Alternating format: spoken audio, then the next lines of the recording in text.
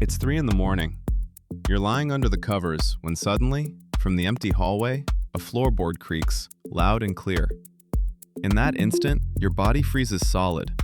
Your heart starts hammering a frantic beat, your breath catches, and your brain frantically edits a horror movie starring something pale and eyeless. Congratulations! You've just become a contestant on an evolutionary show whose script was written 2 million years ago on the African savanna. If right now you're nervously scanning the dark corners of the room, let's make a pragmatic deal. Subscribe to our channel and hit that like button. Why? Simple. Your ancestors survived by quickly gathering information about threats. Subscribing is the modern digital equivalent of checking the bushes for predators. No risk of being eaten, just a regular delivery of quality facts for your inner panicker. Plus, the stats are relentless. Those who subscribe leave more viable offspring. At least, that's what we believe, and hey, you've got nothing better to do at 3 in the morning.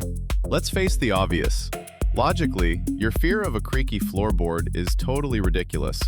The odds that a Victorian ghost broke into your apartment with the clear intent of stealing your duvet covers are basically zero. But your gray matter couldn't care less about common sense. It's running on an ancient user manual stuck in the Stone Age. Scientists call this bug in our firmware the Hyperactive Agency Detection Device, HADD for short. The term was coined by cognitive anthropologist Justin Barrett to explain why humans stubbornly populate the world with gods, demons, and boogeymen. The mechanism is straightforward. Our brains are wired to look for intent and will in every random natural event. A floorboard creaks, someone's coming. A rock falls, someone threw it. Imagine you're our distant ancestor named Oog. You're sitting by a dying campfire. All around is pitch darkness and a million ways to die. Suddenly, from the blackness, you hear the faint rustle of dry grass. You're faced with a classic dilemma, what mathematicians call Type 1 and Type 2 errors. Scenario 1. You decide a leopard is hiding in the grass. In a panic, you drop your half-eaten bone, scramble up a tree, and spend the whole night shivering with cold. Come morning, it turns out it was just a warm night breeze.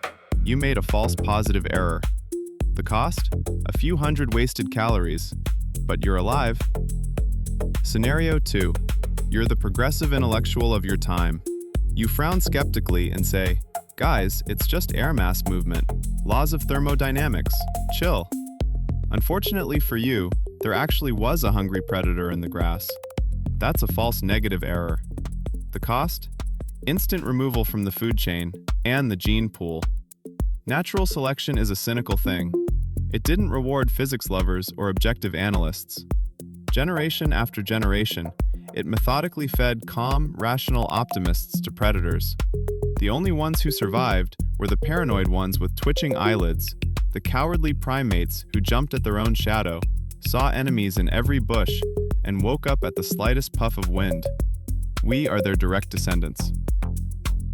We inherited their anxiety, but we lost the bushes and the leopards.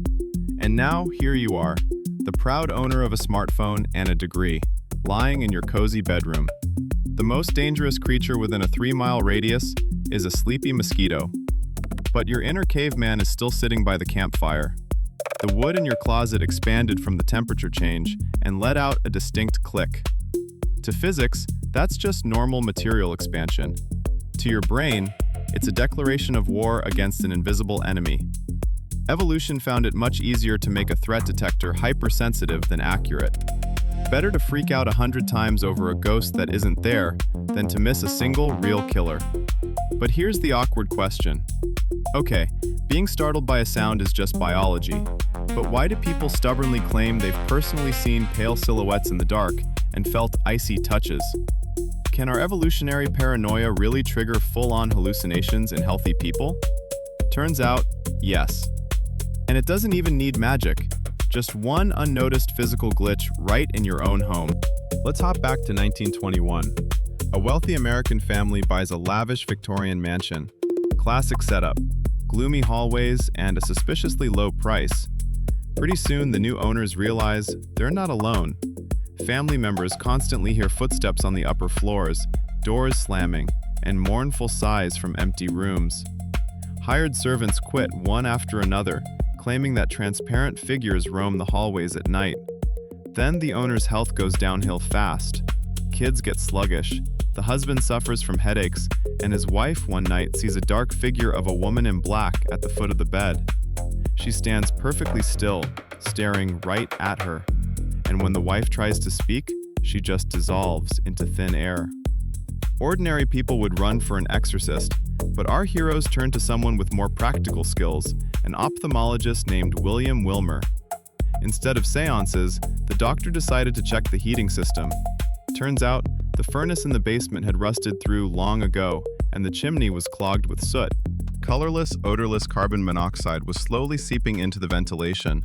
This gas binds with hemoglobin faster than oxygen does, causing hypoxia, oxygen starvation. The first parts of the brain to suffer from oxygen shortage are the temporal lobes of the cortex. That's exactly where auditory and visual signals get processed. Add in damage to the visual cortex, and you've got a perfect biological projector, streaming high-quality hallucinations right in front of your eyes. Headaches and panic attacks come standard with the poisoning. After the furnace was fixed, the ghost left the mansion without explanation. Amazing how often a good furnace repairman works better than ancient rituals. But carbon monoxide is too blunt an instrument. Your brain can be hacked much more elegantly, using plain old sound, or rather, sound you can't even hear. In 1998, British engineer Vic Tandy worked in a medical equipment lab. The place had a notorious reputation. Staff complained of constant anxiety, cold spots in the middle of summer, and a persistent feeling of being watched. Tandy dismissed these stories with professional cynicism, until one night, he stayed late himself. At some point, he felt cold sweat tighten on his skin and panic rising in his chest. Out of the corner of his eye, he clearly caught a blurry gray shape frozen by his desk. Tandy spun around, but the room was empty. Being a scientist and engineer, he didn't just write it off as exhaustion. The next day, he brought his fencing épée to the lab and clamped the handle in a vise. The steel blade started vibrating subtly, for no apparent reason. Tandy realized there was a powerful, invisible force in the room, a standing infrasound wave. Instruments measured the air vibrating at exactly 18.98 Hz. The culprit turned out to be a recently installed exhaust fan. We can't hear infrasound with our ears, but our bodies pick it up perfectly. The funny thing is, a frequency around 18 Hz almost exactly matches the resonant frequency of the human eyeball. When you're in the zone of such a wave, your eyes start vibrating imperceptibly in their sockets. That creates gray visual spots in your peripheral vision. Our ancient evolutionary program, HADD, kicks in immediately. It takes those spots and fills them in, turning them into the image of a creeping enemy. And since infrasound also stimulates the amygdala in your brain, you get a full-blown panic attack with visual confirmation. Turn off the fan and the ghost vanishes forever. Physics and biology work together, turning everyday malfunctions into mystical revelations. But what if these perception glitches could be triggered on purpose? No carbon monoxide, no broken fans. What if scientists have learned to project the image of a ghost directly into your mind using a directed electromagnetic pulse? You're sitting in a dark room with a bulky device on your head that looks like cheap sci-fi props from the 80s. It's the God Helmet, the brainchild of Canadian neuroscientist Michael Persinger. The device generates very weak but cunningly structured magnetic fields and directs them straight at your temporal lobes. No hypnosis, just a simple electromagnetic nudge. The result? Over 80% of test subjects reported feeling a clear presence of someone else in the empty room. They sensed angels, demons, or deceased relatives. The explanation is purely technical. Our brain is symmetrical, and the temporal lobes of both hemispheres constantly exchange information, creating a unified sense of self. Persinger's magnetic field slightly disrupted that delicate coordination. The left hemisphere suddenly lost touch with the right. Not understanding where the signals were coming from, the brain made a quirky mistake. It perceived the activity of its own right hemisphere as an external object. In simpler terms, your personal ghost is you, your own sense of self, which your brain, due to a mild electromagnetic glitch, failed to recognize and kicked out the door as an uninvited guest. But if that helmet is just a laboratory curiosity, the next nightmare is something 1 in 10 people on Earth regularly face. Slavs blamed it on a domovoi, a household spirit sitting on your chest. In medieval Europe, they blamed incubi and succubi, lustful demons. In Japan, it's called kanashibari. Science uses the boring term sleep paralysis. The scenario is always the same. You wake up in the middle of the night. You're fully aware, you see the walls of your bedroom, but you can't move a muscle. Your breathing gets heavy, like someone just dropped a concrete slab on your chest. And then, from the dark corner, an anthropomorphic black shadow starts slowly creeping out. You want to scream, but all that comes out is a faint wheeze. In reality, you've just hit a classic desync in your biological computer. During REM sleep, your brain flips a built-in safety switch. The neurotransmitters glycine and GABA block your motor neurons, triggering full-body paralysis. This is so you don't physically act out your flying dreams and break your neck on the nightstand. But sometimes the system glitches. Your consciousness is already awake, but your body is still in deep lockdown mode. Your brain finds itself trapped in a motionless suit of armor. Panic sets in. Your intercostal muscles are running in sleep's power-saving mode, so it feels like you're being suffocated. The amygdala, that ancient fear center, starts firing alarm signals at full blast. To make sense of this indescribable horror and suffocation, your brain frantically projects an image of an enemy sitting on your chest onto your retina. Brilliant evolutionary design. Instead of just calming you down and waiting a minute, your brain decides to paint you a demon. Thanks, evolution. That's super helpful. Let's take stock of our investigation so far. All the ghosts that exist live exclusively inside our skulls. It's a complex cocktail of ancient evolutionary paranoia, carbon monoxide, infrasound vibrations, electromagnetic fields, and glitches during sleep-wake transitions. We've cracked the mystery. There are no ghosts out there. But don't celebrate just yet, because that same ancient mechanism that makes us flinch at a creaking floorboard is running our waking lives right now. It makes us make stupid mistakes in business, believe in conspiracy theories, and see secret signs where there are none. Welcome to the rabbit hole of everyday madness. In 1976, the Viking 1 spacecraft took a picture of the Martian surface in the Cydonia region.